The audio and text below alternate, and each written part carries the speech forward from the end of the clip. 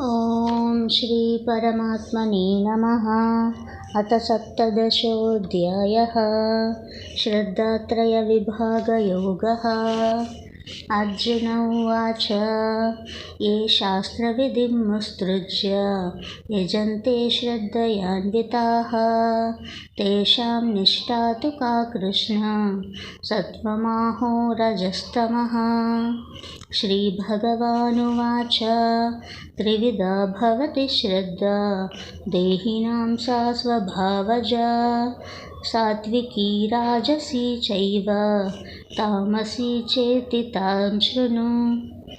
सत्त्वानुरूपा सर्वस्य श्रद्धा भवति भारत। श्रद्धामयोऽयं पुरुषः यो यच्चन्द्रः स एव सः। यजन्ते सात्विका देवान् यक्षरक्षांसि राजसाः प्रेतान् भूतगणांश्चान्ये यजन्ते तामसा जनाः। अशास्त्रविहितं घोरं तप्यन्ते ये तपोजनाः दम्भाहङ्कारसंयुक्ताः कामरागबलान्विताः कर्षयन्तः शरीरस्थं भूतग्राममचेतसः मां चैवान्तः शरीरस्थं तान् विद्यासुरनिश्चयान्।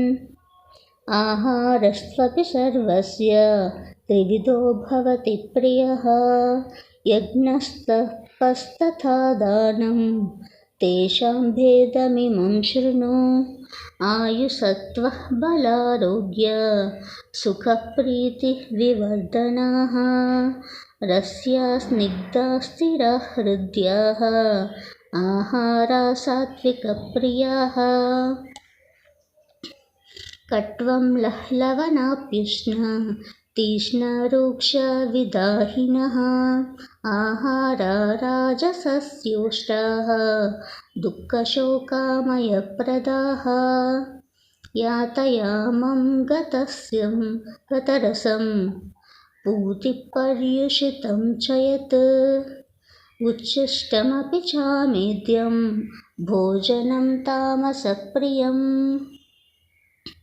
अफलाकाङ्क्षिभिर्यज्ञः विधिदृष्टो यः इच्छते यष्टव्यमेवेति मनः समाधाय स सात्विकः।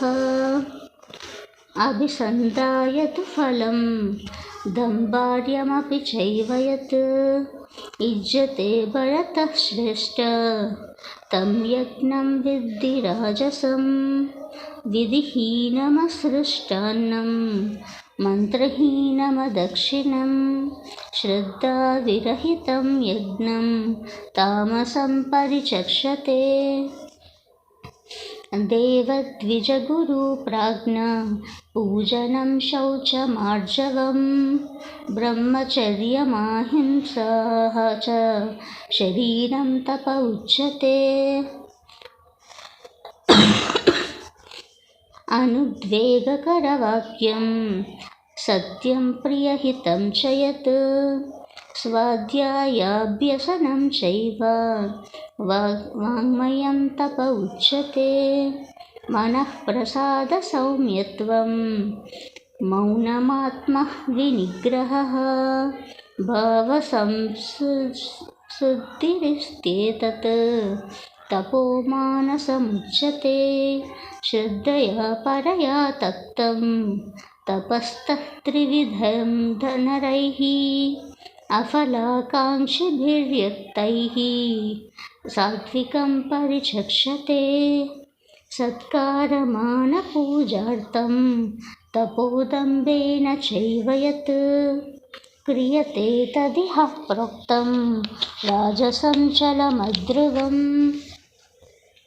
मूढः ग्राहीणात्मनो यत् पीडया क्रियते तपः परस्योत्सादानार्थं वा वत्तामसमुदाहृतं।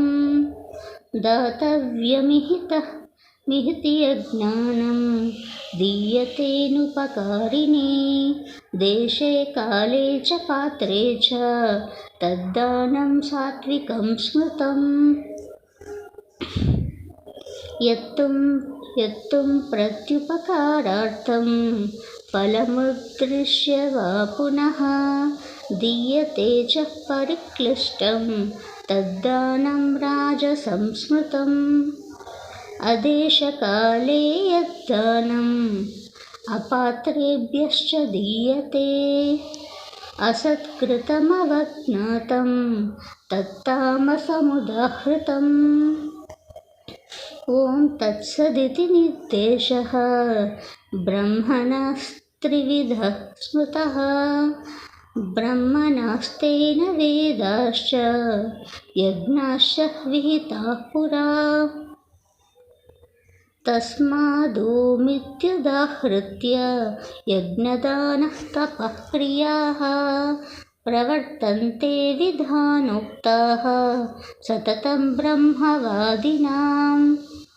तदित्यनभे सन्ध्याया फलं यज्ञः तपक्रियाः दानक्रियश्च विविधाः क्रियन्ते मोक्षकाङ्क्षिभिः।